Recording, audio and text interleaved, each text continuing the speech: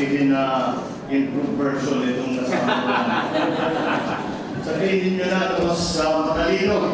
Sabihin nyo na mas mabuti. Sabihin nyo na mas mabait. Huwag mo lang sasabihin, mas magandang lalaki. At away tayo. Magkakaroon naman yan. Nakakulat ako sa description ninyo, Mr. President, na pakantisahin yung alam nyo, kasi tumatandami ako nasa opisina, kaya medyo ganito ang aking kutis. Pero pag ako'y nag-landing sa Ilocos Norte, mahihipan lang ng konting hangin ay bumabalik na agad sa mula sa totoo. Ang ating mga dekano at mga guro sa iba't ibang mga kagawaran ng kolegyo, mga pangalawang pangulo at mga pisan ng kolegyo, ang ating mga student leaders na nandito rin at nakasama sa ating pagdiriwang, at lahat ng mga ibang grupo sa Philippine State College of Aeronautics, at lahat ng ating mga bisita ngayon ay magandang umaga at magandang tanghali na sa inyo lahat. Kaya na tanong sa baba, ay ba yung luto na? Lilipas din niya. Maraming salamat po sa inyong pagkinaya, sa inyong lingkod upang makasama kayo dito sa pagdiriwang ng buwan ng wika, kasaysayan at turismo dito sa inyong kolegyo. Alam po ninyo na kadalasang dahilan ang aking pagpunta dito sa Villamor ay para magpagipanaw sa C-130 ng ating Air Force. Lalo na, nung bumisita ako sa mga nasalantaan ng Bagyong Yolanda, sa Leyte, at nung dumalo ako sa pagdinig ng Bangsamoro Basic Law sa iba't ibang bahagi ng Muslim Mindanao. At yun naman ay isang pagkakataon ay sa namang napakalungkot. At ito ay kung sinalubong natin ang mga labi ng ating mga bayaning South 44. Kaya naman, ako'y nagagalak ngayon na makabisita ko na dito sa Villamor sa isang mas masayang okasyon at maging bahagi ng pagdiriwang na ito.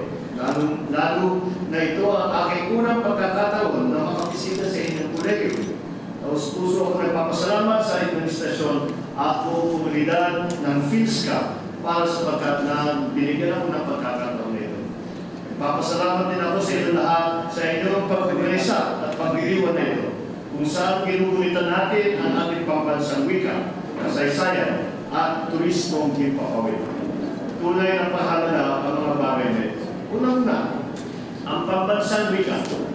Maraming nagsasabi na unti-unti nang nagiging malabnaw ang ating pambansang wika.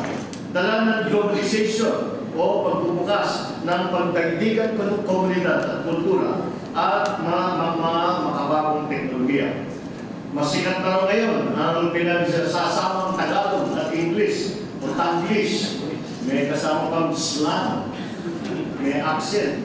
Hirap na ang ating mismo mga kabataan daw na sila ay magsalita ng tunay na Pilipino. Wala namang masama kung madalas natin gamitin ang wikang English sa ating buhay at sa ating lipunan. Kung sabagay, ang kahusayan natin dito ay siyang naging binabandera sa ibang bansa, kaya tayo maraming call centers at saka yung mga business process outsourcing companies at mga English na tutorial school dito sa ating bansa.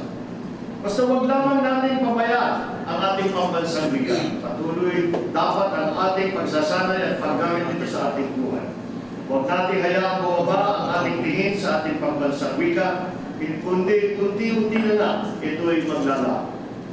At sa pamamagitan ng okasyon nito, pinapatunayan ng ating paaralan at mga institusyon at ng karunungan na sila ay nagsisilbing mga kawat na nagpapanatili sa katatagan at sa malawak na paggamit ng mga kabataan sa ating pambansang wika. Ako rin, hindi ako nagtatanggap na isang dalubhasa o batikan sa wikang Pilipino. Kaya po ipinag-uumanin ko sa inyong sa aking pananagalog o sa aking pananalita sa wikang Pilipino. Dahil tulad ninyo lahat, ako rin ay patuloy na isang nag-aaral pa rin o parang estudyante sa ating wika. Patuloy ako na nag-aaral na natututo sa ating pambansang wika sa bawat araw ng aking buhay. Kapag ako ay nahihirapan at nauubusan ng bala sa Pilipino, minsan gusto ko lang isigaw, rock and roll to the world.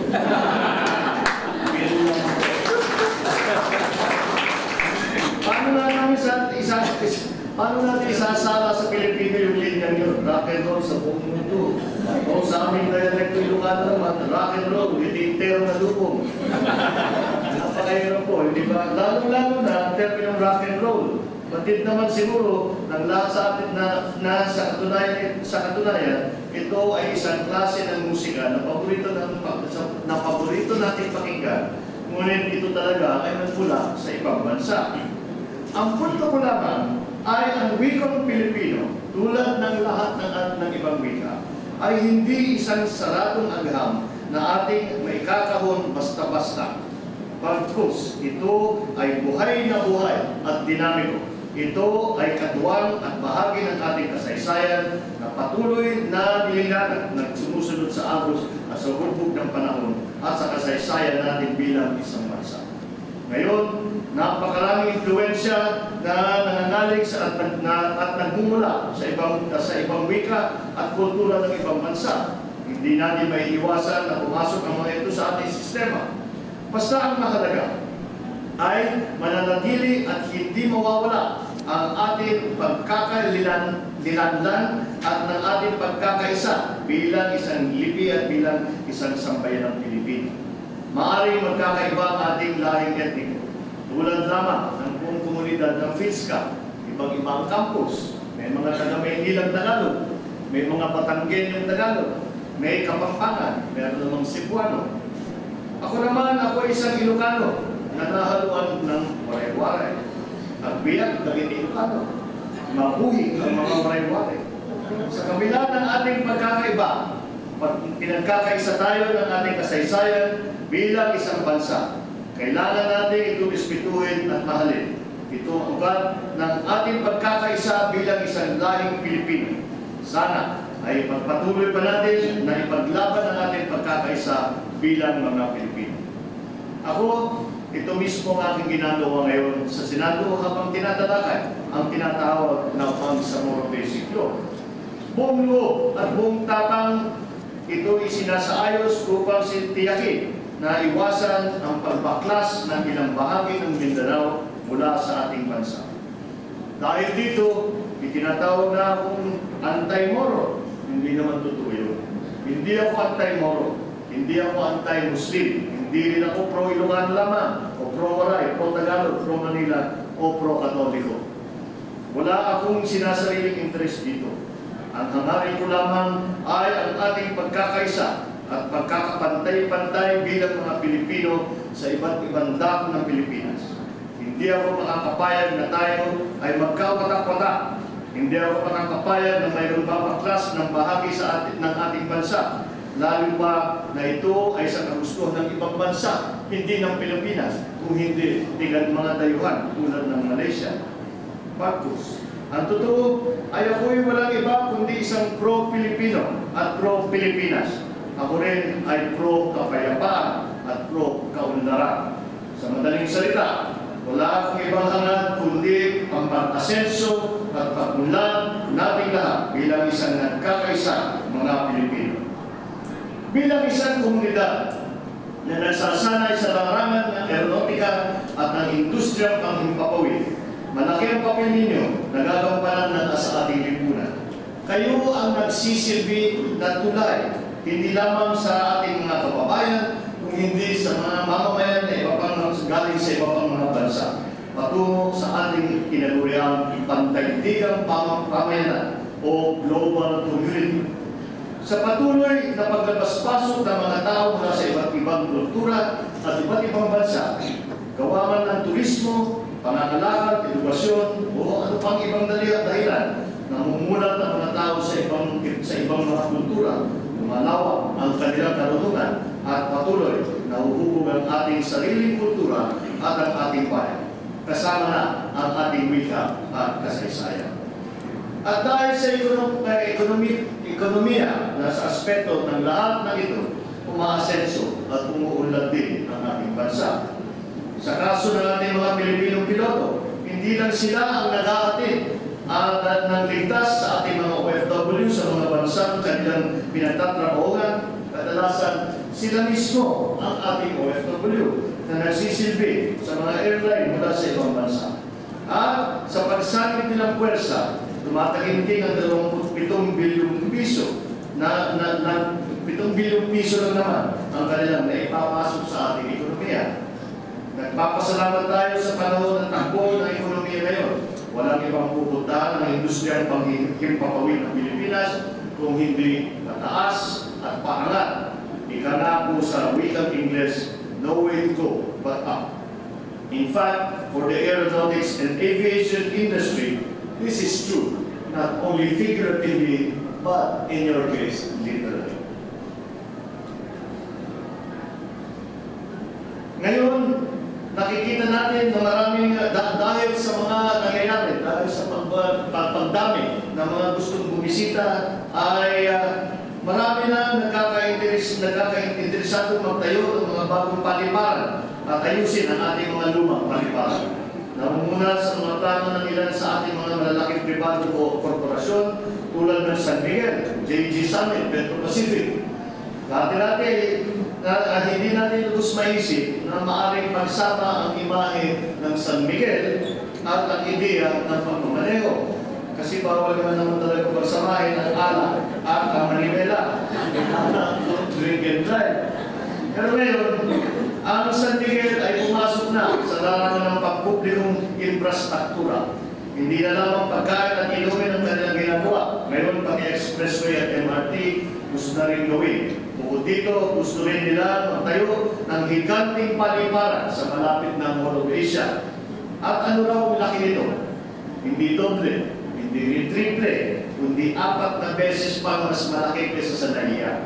Kasalukuyan din nilang inaayos ang paliparan sa Katiklan para sa atin na gustong magpakasyon sa Boracay at may plano pa sa Davao, sa Bacolod, sa Iloilo at sa Bacolod. San Miguel pa lang yan.